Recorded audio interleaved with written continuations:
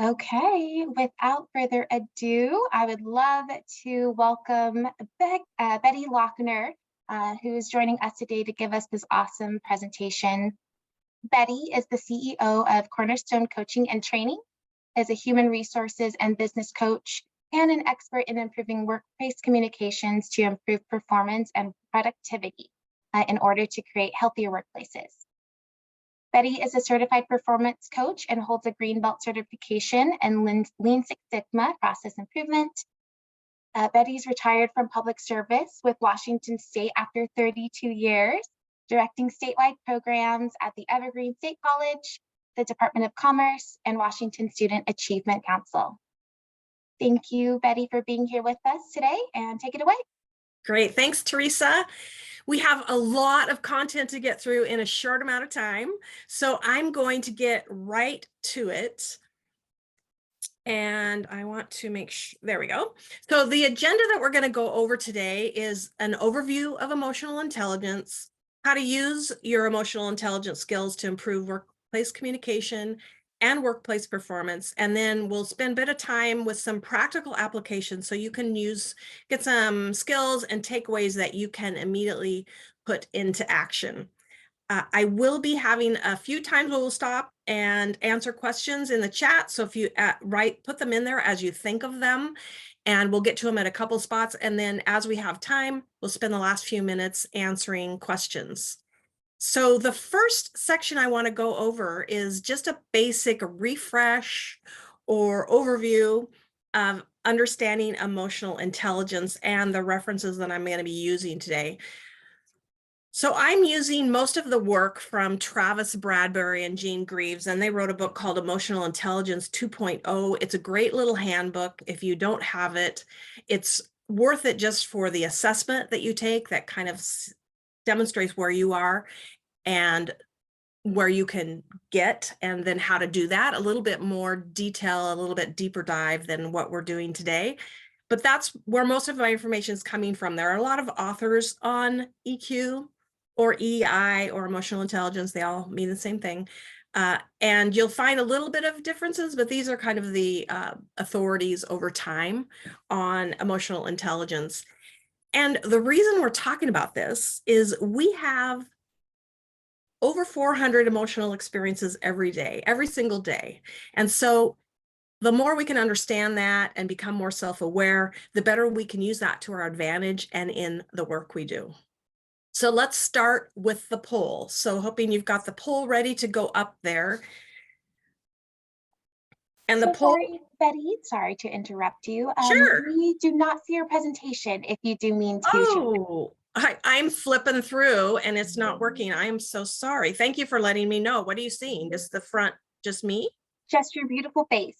Oh dear. Okay, let's do this again. Then slideshow from the beginning. Are you seeing it now? Not just yet. I'm going to go back and share my screen over again.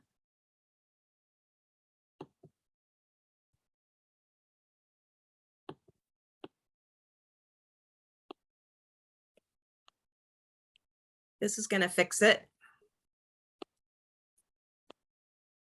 Right, looking good.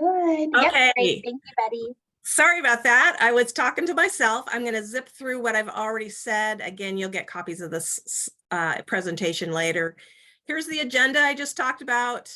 We're starting with our background and overview refresh on understanding emotional intelligence, the resource that I'm using, and this is where we're at. So we use about 400 emotional experiences every single day. So here's the poll. So do we have a poll ready to go? I'm going to share with you what it says. Quick poll to kind of do a self-assessment of where you are in emotional intelligence. Do we have a poll up? There we go. Basically, it's how well do you accurately identify your emotions as they happen? The choices are all the time, pretty darn good at it. Most of the time. Third one is rarely. And the fourth one is, I don't even know what you're talking about. So pick one of those in terms of where you assess yourself in terms of understanding and accurately identifying your own emotions as they happen, those 400 times a day. And we'll give it a minute for people to pick one real quick. And then we will look at the results. All right. How'd we do? So we have a few people, about 6%, that think they're pretty darn good at this already. Most of the time, 77, that's really good. Rarely 14. And what are you talking about? 3%. So it sounds like most of you are familiar, a little bit familiar, and can always do better, even better. So we're going to talk a little bit about how to do that. So we had 77% said that they accurately identify them most of the time. I think we only had 17 or so that said all of the time. But in the general population, only about 36% of those that are assessed are able to accurately identify their emotions as they happen. So a more formal assessment is in the book that I talked about, Emotional Intelligence 2.0, and you could get it more accurate by answering some questions. But that little self-assessment just kind of gives you a starting point. This is what we're going to talk about. There's really 4 core EQ skills. There's what I see, which is self-awareness and your social awareness. So self-awareness, ability to see, recognize, and identify your emotions as they occur. And then self-regulation, which is really using your awareness to change your behavior and direct your behavior the way you want it to be. And then the social awareness is understanding where other people come from, and relationship management is using that to choose what you say, again, taking more control of it. Some experts talk about a 5th one, which is self-motivation, which is looking at the why and aligning that with your purpose. We're going to talk mostly about the core 4 EQ skills, and particularly the self-awareness and self-regulation, how you could use that to your advantage and in your work. So this is an interesting snapshot of emotional intelligence with a job title. So this is in the supervisory mode. If you go back to just a frontline worker, you're probably going to be about probably where the managers are, a little bit higher than this scale, because we tend to be more emotionally aware the more involved we are with a team. So for example, a supervisor and a manager are pretty high, with 7 being the highest, pretty high in their emotional intelligence. But look what happens as they go up the food chain. They go to a director, it goes down, executive VP, senior executive, and CEO, or the top of the organization. It's even lower.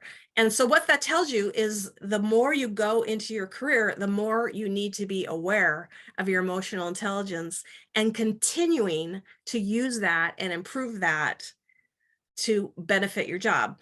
As you naturally progress, you can see maybe why this happens, because you become less connected, you're in a higher level, your core group of people that you work with is smaller. There's a lot of reasons why this happens, but it's not a good thing. So this is why sometimes when you talk to your boss or your boss's boss or your boss's boss's boss, you don't connect as well, or they don't connect as well with you, because their emotional intelligence is going down while maybe yours is going up. Something to be aware of. And that's why it's so important to know how you're doing with your own emotional intelligence and improve that. Benefits of EQ, kind of obvious, but I want to make sure that we talk a little bit about this. Is the bottom line, it will create a more effective leader and improve your performance management, because you're more connected, you're more in tune, you are thinking before you're acting. It creates better communication because you understand how others are communicating. It's not just about how you're coming across.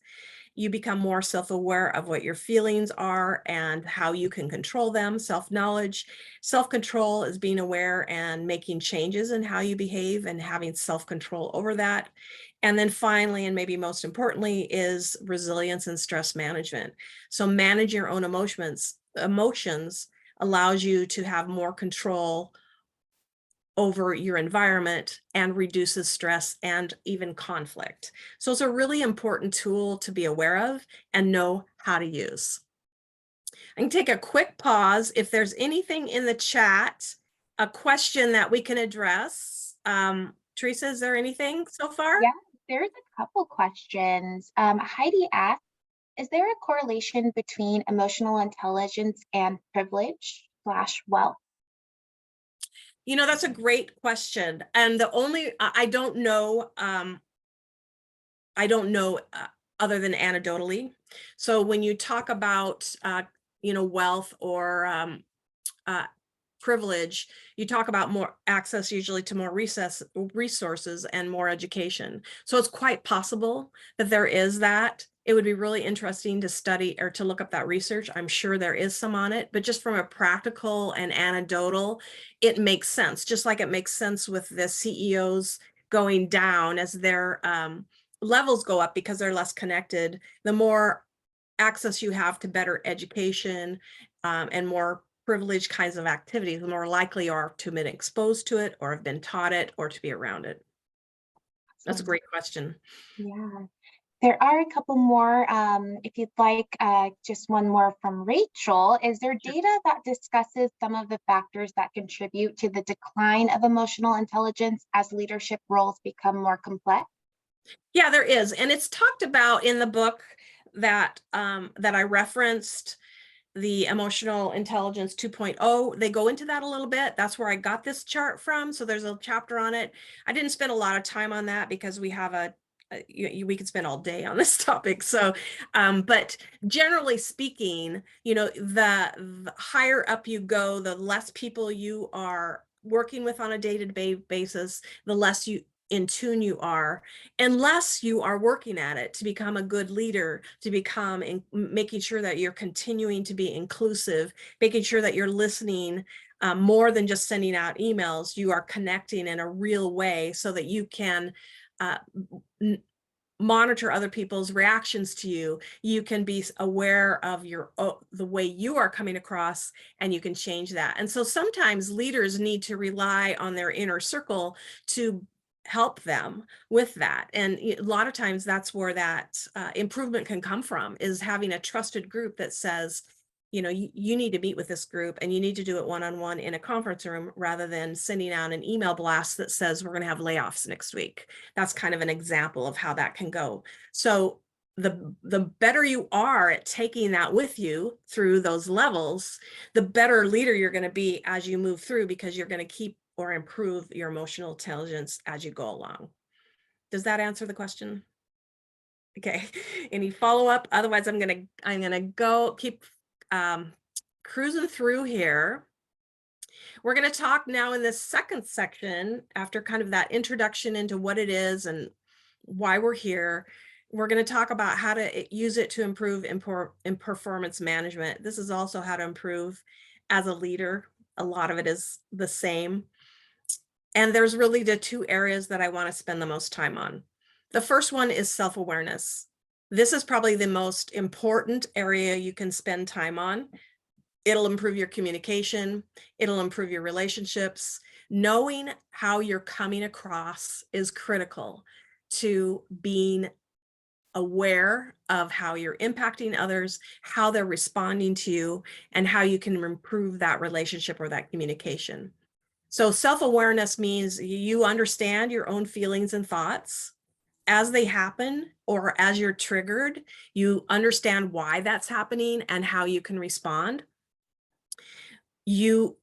When something happens, okay, so I know that when this happens, sometimes I react this way, so I'm going to react this way instead. How to improve your self-awareness, how to get better at it, or even better at it, if you feel like some of you that you already are pretty good at this, is making sure that you're focusing on yourself. So when you feel triggers, when you feel happy, angry, sad, any emotion comes along, frustrated, whatever, think about what you're feeling, name it, and maybe why you're feeling it. Like, have you ever sat and watched a TV show and all of a sudden you get this wave of sadness and you're like, what was that about? So stop, think about, where did that come from? What triggered that? Oh, with me, it's usually grief. If there's a show about grief, it just pushes all sorts of buttons. And so then I have to kind of think, okay, why am I responding that way? And when you're watching a TV show and it's just you and the TV show, there's nothing you really need to adjust, but it helps you practice noticing your emotions and when they happen and why they happen. Maybe you have a particular person in your life that every time they walk in the room, you get this kind of sense of fear or sense of happiness, whatever that feeling is. Think about, okay, I'm feeling happiness when this particular person moves in, or I am always very nervous when my boss comes in the room, and think about and own that feeling rather than moving on. Then if you want to make changes in how you're going to respond, okay, I'm feeling a little intimidated or fearful or whatever you are, how do I want to respond? And you may want to, we're going to talk a little bit more about practical ways to do that.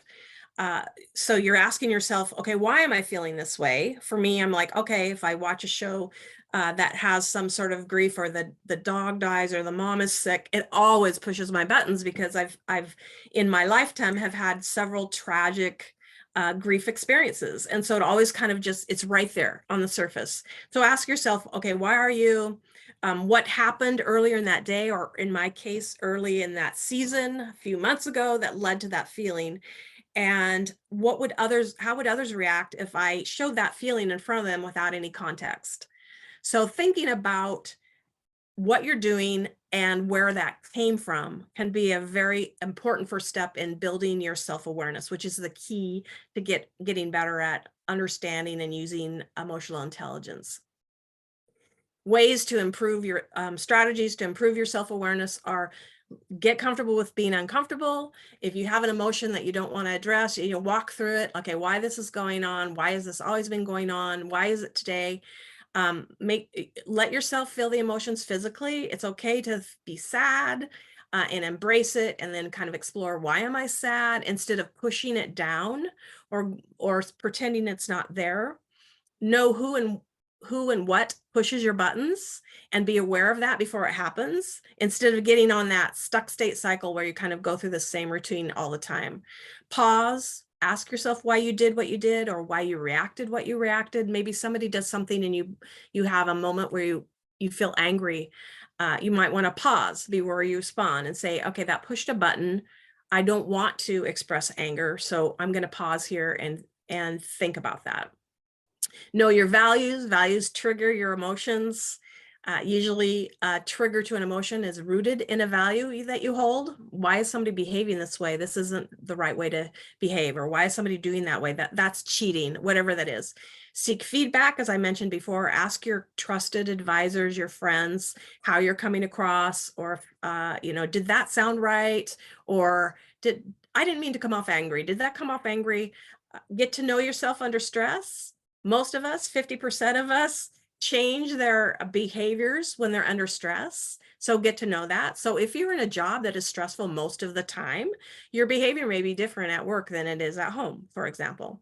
And then practice mindfulness. We're going to talk a little bit more about that later. Important thing to remember is pause. One of the best tips I can give, it's a great coaching tip as well, is give yourself a minute for your head and your heart to connect before you respond. All right. Anybody doing some of these things already well, or what could use more work? Does anybody want to just throw in there something that caught your attention? You thought, oh, I could do a better job at that. And Teresa, if you see any, let's just shout out a few, and then we'll move on. Anything coming in? Absolutely. We have pausing, so key, love the pause, asking for feedback, serenity prayer. Yes, that's a good one. Listening. Yeah. Right. Naming my feelings, needing to work and I recognize and work on triggers, asking for feedback.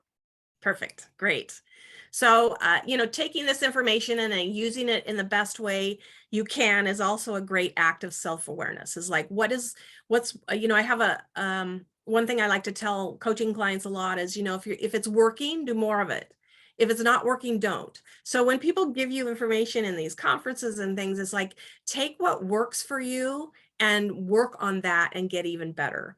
And pick out, what I'll challenge you at the end is pick out 1 or 2 things that you really want to work on. And you will, when you make small changes over time, you'll see big differences. So you don't have to be overwhelmed with, oh my gosh, this is a lot. Pick 1 or 2 things out. Self-management is the other one. And that's taking the information you have from self-awareness and using it to control your feelings and thoughts when you're triggered. So instead of blurting out a response in anger or sadness or surprise or whatever that emotion is, it helps you learn self-control, to stay composed when the stakes are high, to respond appropriately in a stressful situation, and to know that the behavior you show, people are going to model the behavior they see. So the way you respond to the people that report to you, to your team, is going to be huge. So controlling that behavior can be critical. And for some, it's harder than others. Some of us have a more of a, ready, fire, aim mentality. I do that a lot. A lot of times I just say or I interrupt. And so using that pause tool and really thinking about how you want to respond and who the audience is that you're responding to. You may be way more candid with a partner, a spouse, a best friend than you should be with your team. And so think about your audience, think about the self-control, train yourself to recognize those emotions before you just respond. Ways to do that is control your self-talk. We are usually our worst enemies in that way. Most of us don't talk to ourselves very well. We're our own worst critics. So talk to yourself like a best friend would. Give your advice like a trusted mentor would, and work on letting go of the negative self-talk, changing that mindset into, instead of I can't do this yet. That mindset change. And then remind yourself you have a choice in every situation of how to respond. And then in the next situation, it's brand new. If you feel like you didn't do a good job this time, you'll have another opportunity tomorrow, or you can do a do-over. A lot of times if I respond quickly or I catch myself, I'll go, wait. Let me do that over. Or sometimes I used to, when I'd come home and I'd have a stressful day at work, I'd walk in, my husband would say something and I'd snap at him because I still hadn't decompressed my day yet. And I'll go, wait a minute, let me go back out and start over. And I'd kind of take a deep breath. My commute was only 7 minutes. It wasn't long enough. And so I would come back and say, okay, reset. I'm home now. I'm going to leave that for tomorrow. So self-management strategies, reminding yourself to breathe, telling people I'm really working on not responding quickly. And so give me a moment to think about that, or I'm going to give you an answer tomorrow. I need to digest that. Count to 10, smile. That changes your whole inner thinking and doing. It's very, very powerful. Laugh more, look at the good in what's going on. Take control of your self-talk, as I mentioned. Take care of yourself, sleep hygiene, learn lessons from the mistakes you made instead of beating yourself up about them, and know that change is normal. It's part of our lives. So if change is a struggle for you, use some of these tools for helping you deal with that. All right, quick chat, because I've still got a lot more I want to share. So just put in there, is there one particular one that you could use more work on, or is there something that you really feel like you're doing well? And we'll just take a quick little, Teresa, if there's anybody that's doing a shout out, get a sense that people are engaging and getting it here. Yeah, absolutely. Practice being comfortable in uncomfortable situations, Yes, smiling and laughing more often, positive self-talk. Great. Having a good routine, a healthy sleep hygiene. That's a big one. Yep, making goals public. Great, thank you. So bottom line, pulling this all together to become a better communicator, a better leader, is really paying attention to your potential triggers that we talked about and your emotions. Focus on what the other person is trying to say and responding with active listening instead of just what you're trying to say. Really listen and think and about being aware of them as well as you. Practice. So that's that, get comfortable with the uncomfortable. Do things that are a little bit uncomfortable. Try it. It will get easier, just like anything else. If you have a team that can work together closely, practice role playing. If you have a difficult situation coming up or a hard conversation or a conflict that you need to respond to, practice it ahead of time so that you're prepared and you respond and use the pause and control yourself. And then listen to what the other person is trying to say instead of practicing what you're going to say next. That's a very, very common, I mean, listening is the hardest skill to master. None of us are very good at it. So the more you can really pause and think and concentrate on what they're doing, instead of thinking, what am I going to say? How am I going to respond? That's where the pause comes in. Listen to them and then say, okay, let me digest that for a second because I was listening. Now let me think about how I feel about that and then respond. A very important tool that most of us don't do very well. And this the pro tip, if you don't agree, or if somebody tells you something and your response is to like, what are you talking about? Or no, I don't agree. Instead of responding out of frustration or even anger or surprise, whatever, say, okay, I hear you. I mean, most people, we all just want to be heard, not necessarily agreed upon, but we want to be heard. So it's important to put that in your vocabulary, put that in your toolbox. I hear you. And then pause and say, okay, and here's my response, or I'm going to take that under consideration, or, you bring up some valid points.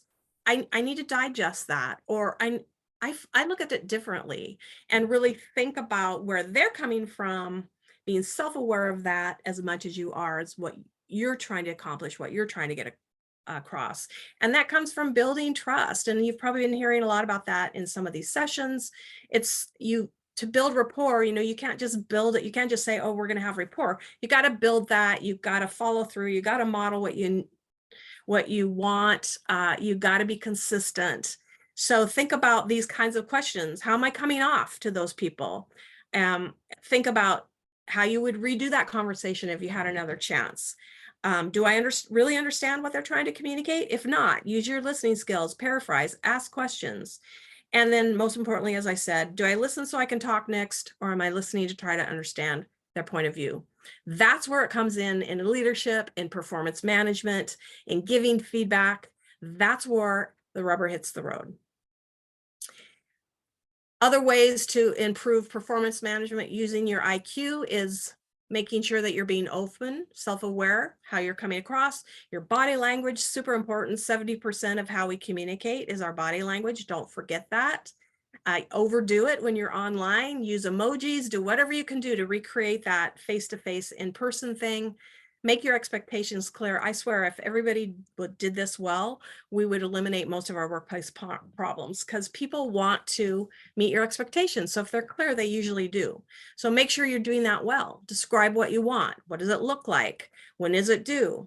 Ask for feedback. Do you understand that? Could I do a better job of explaining that? And then check in often. Do you have some questions? How's it going? Again, model the behavior you want to see. Be curious. Wow, that's an interesting way to approach it. How did you come to that? And then watch out for your biases. Make sure you're not trying to get them to do it the way you would do it. That's not a very productive way to get work done. Be consistent with being neutral, in being inclusive, making sure that everybody's got the same access, input, opportunities will make once you kind of build that trust, then you use all these tools and you are wanting people to work better, and they will work better because they understand what's expected. They know that they're being heard and they're connecting better with you.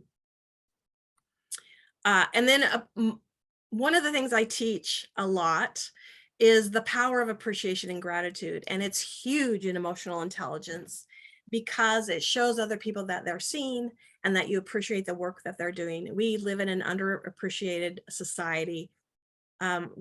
sometimes we get stuck, we aren't motivated. And so think about learning how to be grateful and show appreciation. It will put you in a different emotional state. It even changes the chemicals in your brain. It gives you a shot of dopamine and serotonin, and it literally changes the chemistry in your brain when you smile and when you're giving appreciation and when you're showing gratitude or practicing your own personal gratitude. Here's why. Studies have shown, this is a recent study from the University of Washington, probably a couple years old by now, and that showed that showing regular appreciation at work will give you 5 times more engagement and productivity. So on an average, kids at home receive positive versus negative feedback 1 to 4. So that's 1, a positive, like you did a great job on this, to 14, put your shoes away. Come on, can't you do it? Stay in the lines. Put your clean up after yourself. You're a slob. All of those things. 1 to 14. That's the average. And work, it's almost as bad. 1 to 10. So for every good piece of constructive criticism or appreciation you get, you're getting 10 negative or subtle or passive ways of not appreciating people. Like, like, okay, well, how are you going to fix that?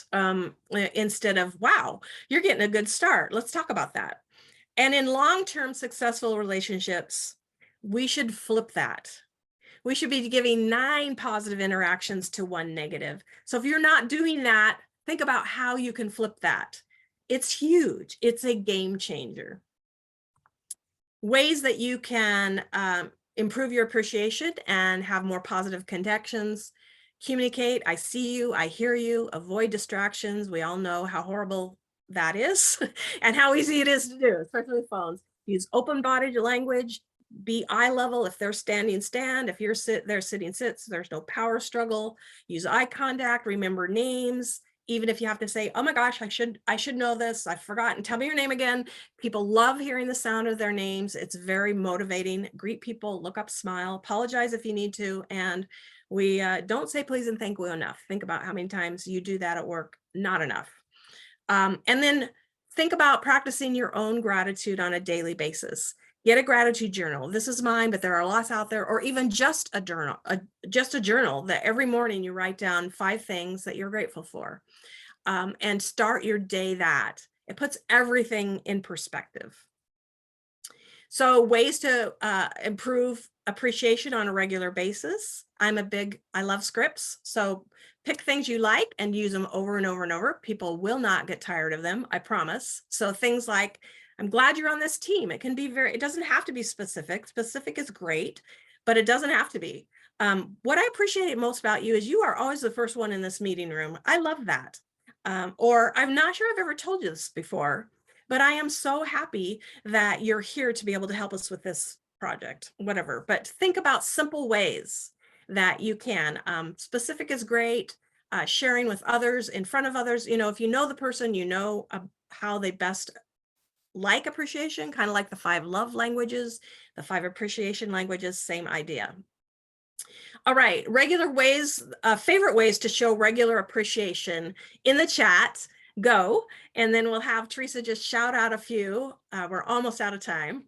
Yeah, absolutely. Acts of service, cooking, telling someone I appreciate you, Nice. Compliments, snacks. Food's Right. always a great one. Oh yeah, it's always, yeah. And I challenge you to do that. Try to do it every single day, twice the amount that you're doing now, and see how that feels. It is a little bit uncomfortable to and get in the habit of complimenting the checker. You'd be surprised at how many connections you can make with strangers just by saying something simple about, I really like that necklace. That is awesome. And you start this conversation and you're building that connection. You can do that with everybody who crosses in your life, and it's a game changer. It makes everybody happier and everybody more productive. Okay, so here's some behaviors consistent with high emotional intelligence. Thinking about your emotions and state of mind. We've talked about that. Using the power of the pause. Trying harder to control your thoughts, anticipate them. Being open to feedback. Being authentic, who you are, showing empathy. praising, showing appreciation, apologizing when you make a mistake, and keeping your commitments are all important in building trust and demonstrating high emotional intelligence to improve your performance. Here's some application tips and tools. I'm going to go through them pretty quickly. Always try to connect before content. So, build a relationship before you jump into, and here's the big horrible problem we have to solve today. But, connect with people, get to know them on a personal basis, set the expectations, deal with things when they arrive, don't put things off, ask good, curious questions, get out of your comfort zone, but really develop relationships with people is what this is all about. So think about connect before content. Am I connected with this group? If not, build those relationships that will make all the difference. Here's some questions that you can think about using. What's something I don't know about you? What'd you do recently that you were proud of? What do you do to take care of yourself? Things that you can open up a dialogue to get to know somebody and building connection, because that's really where it's all about with emotional intelligence, is being self-aware of you and others. How do you become self-aware of others? You get to know them at a deeper level. And remember, I've said this before, you always have a choice. You can get on the stuck state cycle and keep doing the same thing over and over and getting the same results. Or you can take a pause, do something different, try if this isn't working, try something new, and then see the big changes that small things you do differently will make. And then finally, when you should practice the pause, always before you judge, before you assume, before you accuse, before you react in anger. And practicing the pause is just taking a breath and giving yourself a second to decide how you're going to respond. The last thing I want to share is making sure that you practice regular mindfulness exercises. Pay attention to the present moment, what your surrounding is, the trees, the sky, the colors. Be aware of your body, what's going on, be aware of your thoughts, your emotions, and stay calm and relaxed as much as possible. Ways to do that, there's options all over the internet, but here's a few of my favorites. Just a 5-minute meditation where you just focus on your breathing for 5 minutes. Do a body scan, start with your head. How's my head? Am I stressed? My shoulders? Go all the way down, get in touch with what your body's doing. Take deep breaths or go for a short walk and focus on your surroundings. A lot of times just getting up out of your chair and walking around can clear your mind and help you be more open. And finally, the wrap up is, which self-awareness strategies will you try? I'd love for you to pick one or two and put it in the chat. I suggest you keep a journal of your emotions for a week and see if that makes a difference, if that's helpful. Here's some other ideas. Get to know yourself, practice mindful, all the things that we've been talking about. Which one will you try? Pick one or two, put it in the chat. And then on the other side that we've talked about today, which self-management strategy will you use that we've talked about? Hygiene, change, counting to 10. Which one of these speaks to you? And then visualize your success. Visualize getting better at it. And pop one or two of those in the chat. And then I'll have Teresa read any of those and think about this. What is one thing you'll do differently with the information that you got today? What is one thing you'll do to step toward being better at emotional intelligence and using that to prove performance of yourself and those around you? So Teresa, is there anything in the chat you want to share? Yes, lots of great things that people are putting in here. A lot of working on the pause, practicing mindfulness, journaling. A gratitude journal has changed my life, just to throw that out there. Knowing who and what pushes our own buttons or triggers us. Breathing, making goals public, seeking feedback, counting to 10. Great. So I encourage you to write that down right now, wherever you are. The one or the two things that you picked out, put it on a whiteboard, put it somewhere where you see it every day, and do one thing each day that gets you better at that one skill. Then go back, look at the list, try another one. I challenge you to step up your appreciation.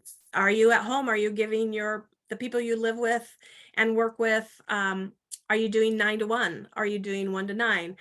Kind of self-assess how that's going and what you might do to improve your appreciation. If you're shy or introverted, getting out of your comfort zone and giving appreciation can be a real challenge. So take baby steps and do a little bit more, and you'll see. And if somebody gives you appreciation, just simply say thank you. Don't make it harder on people. Just thank you. You know, if say, oh shucks, not me. You're, oh, these old things. Don't discount their effort. Just say thank you and smile. And with that, I think we're out of time. I don't know if there's any last question. Anybody? Oh, do we get to go till 1? I mean, till 2? Till 2, yes, Oh ma'am. We my got gosh. I'm so used to doing 45-minute sessions. I just blasted through that. This is awesome. So I would love to take your questions. I'm happy to go back over anything that you want more information on, or you want to talk more about. Is there any questions in there, Teresa? Yes, we have lots of great Yay! questions. I was feeling like, oh no, I missed the questions. So this is perfect. Yeah, great. So we have a couple questions. I believe it was Terry and Carol and Anna. They were just kind of curious, how does gender and age affect our emotional intelligence? That's a great question. So definitely, both of those are, well, any kind of difference can affect your emotional intelligence, because it's basically who you are and what your environment is, or how you've been raised, or how you've been taught. So with generations, you will find older generations, traditionalists, boomers, they're usually less emotional intelligence because it wasn't the way that they learned how to communicate. Those are, generational differences at work. I'm sure you notice them if you have age generation differences. So sometimes those groups have to work a little bit harder at being aware. Younger groups, millennials, Xers, and the newer generation, they're better at that. They've been helped by constant communication, constant feedback, the social media. And so they generally are more open to it, more aware. Sometimes they're not, but when they get information like that, they're quick to act on it. They're quick to act on feedback. So there is definitely a difference, but there's a difference in any kind of difference that we have and bias that we have. So part of this is all about getting to know yourself. And gender differences. I mean, my very first job, I experienced sexual harassment before they had laws around sexual harassment. That's a very big part of who I was as a worker, as a leader, as a manager. That's why I love working with women.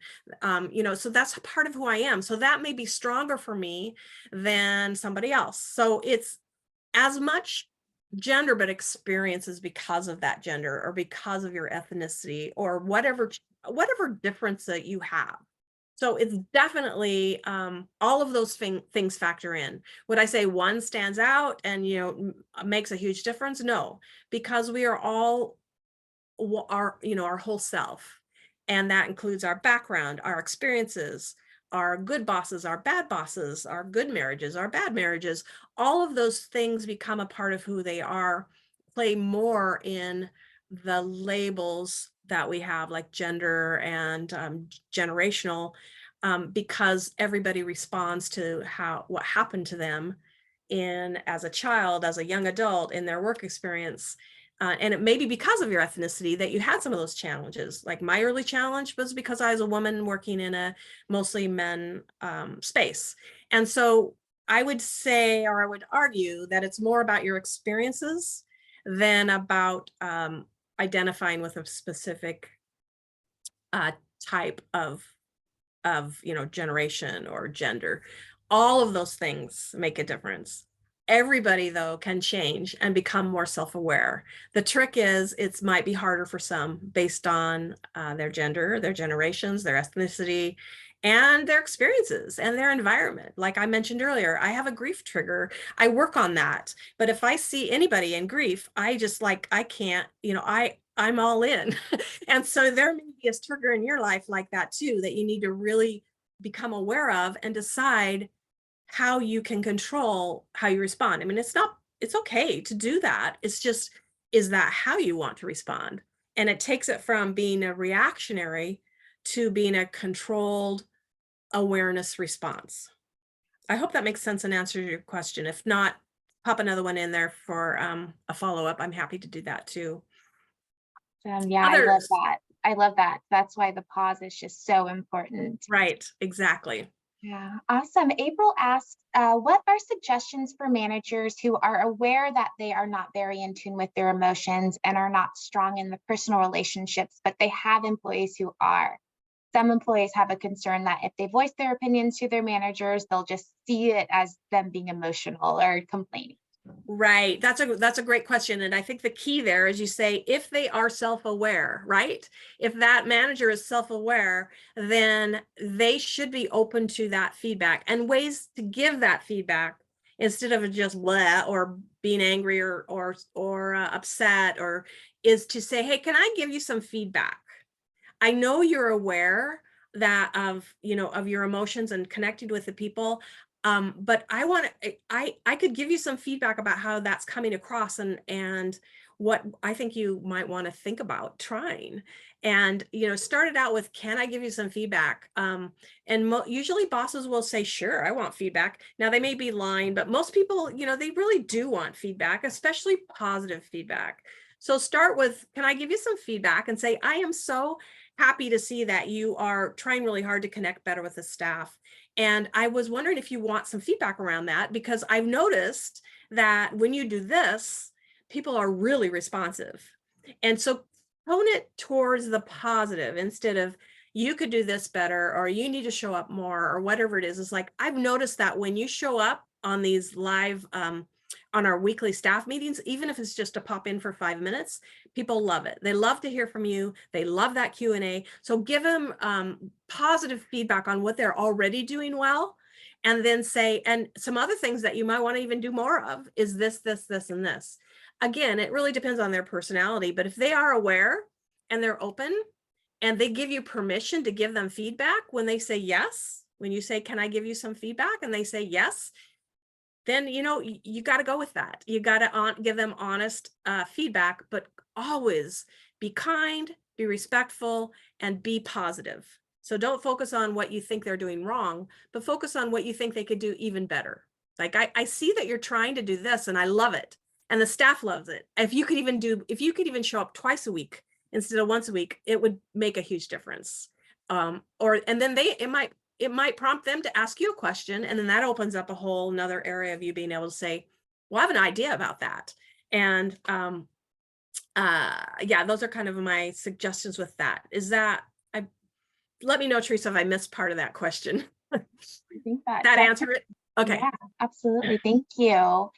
Another question here. Oh, yes, April did respond. She said, yes, thank you.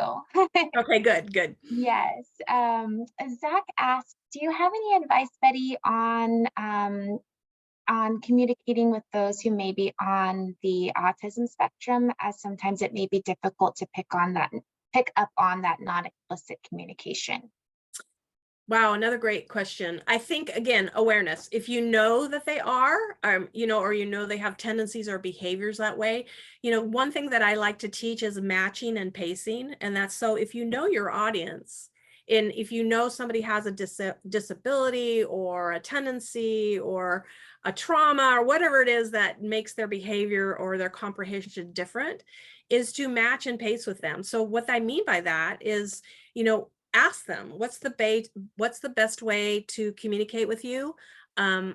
Do ask questions like, does that make sense? Do you want me to go back over that? Look for ways to connect. And the best way to do that is to simply ask, say, what's the best way to get you connected in these meetings? Is there a better way I can do this?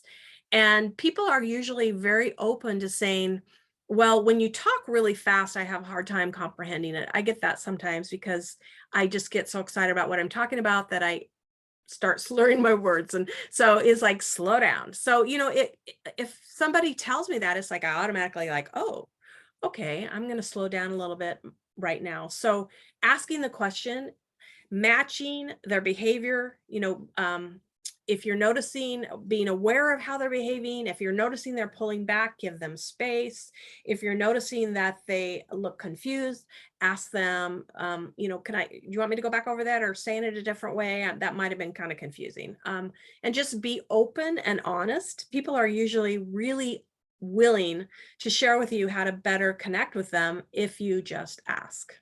And a lot of times that's uncomfortable. That's another one of getting out of your comfort zone and kind of being brave and saying, you know, I would really like to make sure you're getting the most out of this, and you're as successful as you can be. Tell me how I can support you better. Does that answer that question? Was that the whole question? Yeah, I think that's great, Betty. Okay. Thank you. We have, looks like 5 minutes left, maybe time for one or two more questions. Yay. I think this question's pretty relevant for all of us. So I'd love to call this one out. Anna asks, how do you, or do you have any advice on how to fix something when you realize you've addressed something incorrectly or maybe reactively? Okay, so like if you have an outburst or something, or you do something and you wish you had done it differently, I think that goes back to my one, apologizing when appropriate. You could say, I'm really sorry. I didn't mean to do that. That's on me. I mean, honest to gosh, that was a reaction, and let me start over, you know, and just be honest and authentic.